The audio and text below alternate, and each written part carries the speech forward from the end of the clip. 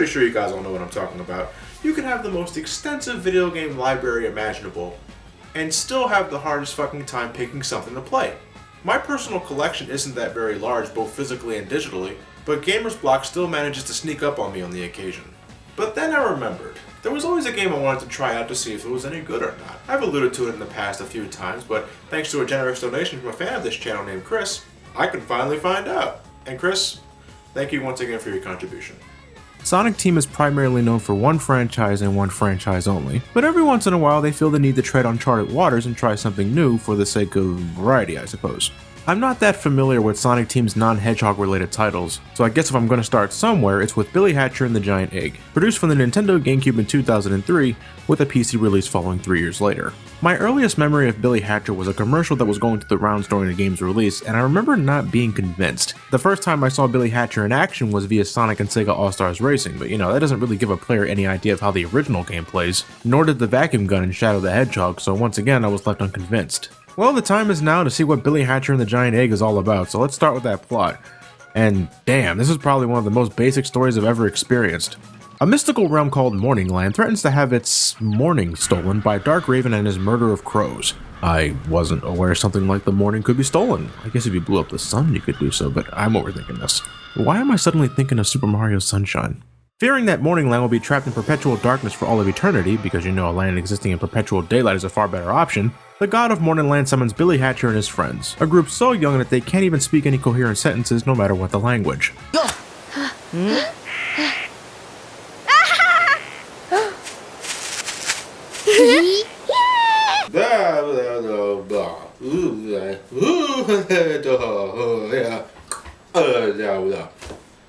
Billy and his friends are warped to Morningland, but only Billy is immediately available because his friends end up bound and gagged in later missions, complete with ticking time bombs. Good going there, guys.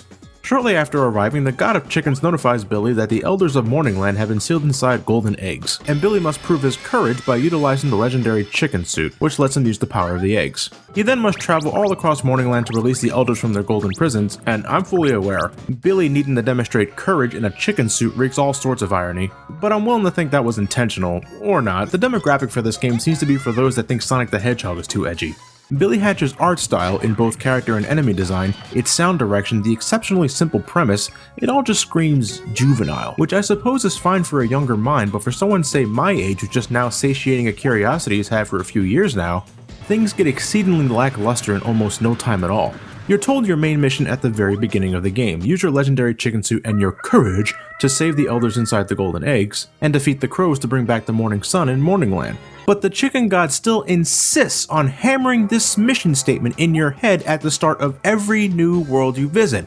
Please just shut up about the elder chickens and let me save the elder chickens. That aside, there's barely anything here to discuss with the story. You rescue your friends during certain missions, and after collecting enough emblems of courage, you travel to the giant palace, home of the giant egg, where you defeat Dark Raven once and for all. Morningland is saved and the kids go home to have a chicken omelet. Yeah, this story was definitely written for kids and only for kids, and there's nothing else more I can say besides that. It's there, it serves its purpose, but that's about it.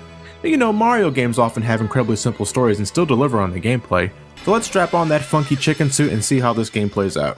Billy Hatcher, thanks to a special suit, can grab humongous eggs and perform a number of abilities with them. Without an egg, Billy is next to worthless. He doesn't run very fast, his jump is mediocre and kinda hard to time when you have to jump on platforms on the rare occasion, and he can grab hooks for the 1 or 2 times the game tests your reflexes and thinking power. With an egg, Billy can dash by pressing the right shoulder trigger, he can bounce high into the sky by pressing the jump button in midair, he can stomp enemies flat by holding down the jump button in midair, he can fire the egg like a boomerang towards enemies by pressing the B button on the floor, he can jump large distances. I think you get the point. Because the core gameplay is so focused on Billy utilizing eggs, I don't get why they didn't just make an egg something that Billy has naturally at all times, like how a Belmont always has the whip or how Link always has a sword. They leave eggs nested all over the place for the sake of always having one because again, Billy can't do shit on his own for most of the time, so was there really ever a point in having an eggless Billy at all?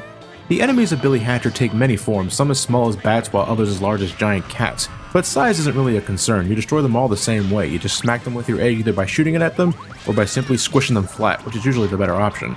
You can build up the size of your egg by collecting fruit, something you can find by killing enemies, breaking objects, or just finding them scattered throughout the level.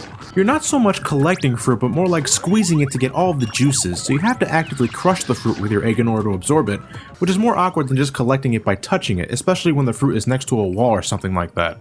Increasing the size of your egg slows you down slightly, but it makes your egg more formidable in combat, so how you proceed in the level is all about how you like your eggs. When the egg meter maxes out on fruit, you can hatch the egg by pressing the R trigger next to it while stationary. Spotted eggs can hold extra lives for Billy and friends, but a lot of other times they hold jack shit. I wasn't sure at first what the difference was, but I think spotted eggs that fill up really fast are the ones that have lives in them, while the ones that take longer to grow are the empty ones. So much for a surprise hidden in every egg. Special colored eggs can hold animal buddies with special abilities to take on groups of enemies, and other eggs can contain power-ups for Billy, when you actually know what it does in the first place. Yay, a hat! But what does it do? I'm on fire, but I don't feel any different.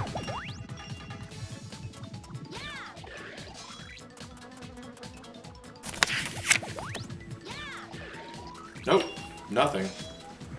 Sonic Heroes, coming soon in 2004.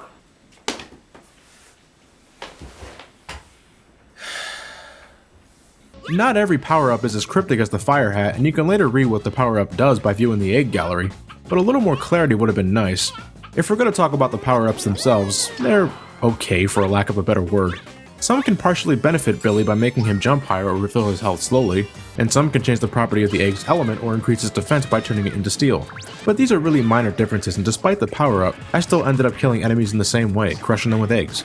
The worlds of Morningland and the process of collecting courage emblems are broken up into missions, very much like, say, grabbing power stars in Super Mario Galaxy. The first two missions are always about saving the Elder from the golden egg and then defeating the boss to bring true peace back to the current world.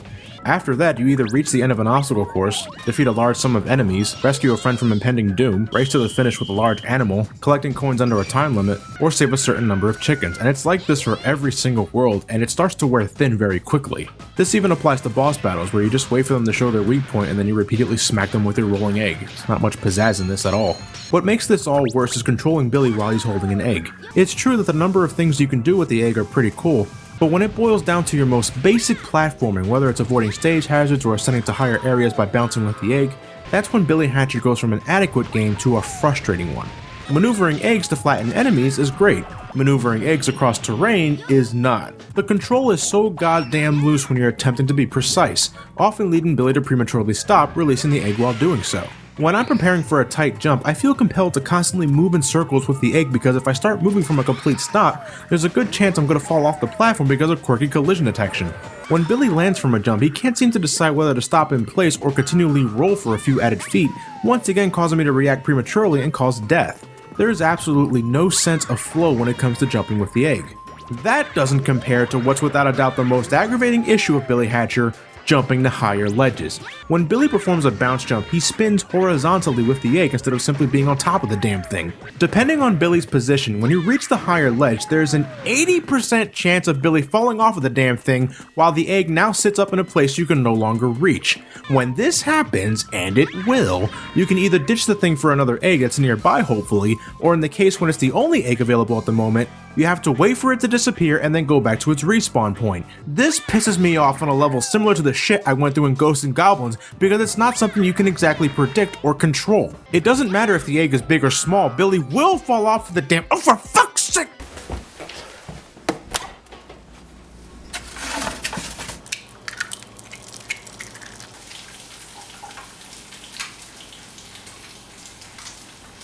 You know what else bothers me? When you fulfill a mission for an emblem and the emblem itself spawns in an area far from where you're currently standing. Now I know this isn't an issue exclusive to Billy Hatcher, but with the problems I have controlling the egg during platforming sections or that goddamn ledge problem, I just feel a sense of dread when I discover I'm nowhere near close to finishing the level. Relying on good hit detection to safely ride a rail or stumble completely for no fucking reason whatsoever, praying to Lady Luck that gravity will guide me through a sliding section with this godforsaken egg, or safely trying to protect the golden elder egg so that it hatches the proper way without the camera screwing me over. Damn it, I don't get that! I'm trying to get the elder out of the egg, right? So why does it matter how the egg hatches? Come on, where's your sense of humor?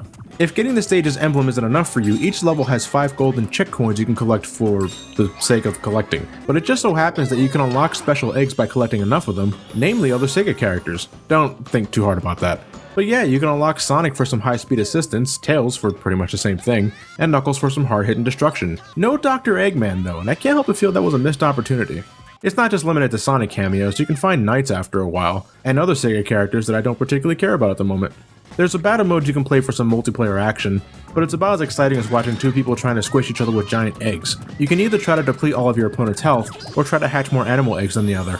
Finally, if you have the Game Boy Advance connector, you can download minigames into your handheld such as Puyo Puyo after finding the right egg and hatching it. I'd show you footage, but you're not going to see it with this darker than dark screen no matter how bright I make this room. And damn, I'm getting really sick of this tune that constantly plays in the world map screen. The song title is Giant Egg, but how do the kids in the song spell it?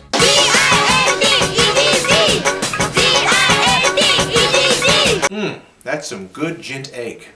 Billy Hatcher and the Giant Egg is at the very most a passable attempt to deviate from the world of Sonic the Hedgehog, but besides some colorful graphics, yeah, that's about it. When I wasn't attempting to break my controller in two with the problems I had with egg platforming, I was bored by how overly simple everything else was in design, and really that's the prime issue I have here. The game's more boring than either good or bad. Billy Hatcher's been out for nearly 11 years, and I doubt a sequel will ever come to fruition, but if it does, I'm willing to give it another shot, if only because I like to see if they fix any of the problems I had with this. But as of what we have now, I can only recommend this to kids who need something to play when they, for some reason or another, don't feel like playing something like Super Mario Bros. Or Sonic the Hedgehog as their first video game. It's simple, but this is a case where I feel it's too simple. So recently, this channel broke 100,000 subscribers, and even though I made a short video thanking you guys endlessly for it, I really want to celebrate this occasion. I have a pretty big live stream plan which I'll reveal more info on later, but for the next review, I'm going to let you guys vote between these three games. The one with the highest number of votes by Mather will be my next choice. Follow the link in the description to vote, and that's that. Votes in the comment section will not count. After the end of the next review, I'll hold another vote with 3 other games, and so on and so forth until I decide to end this. So have at it, and I'll see you guys next time with the winner of the first vote.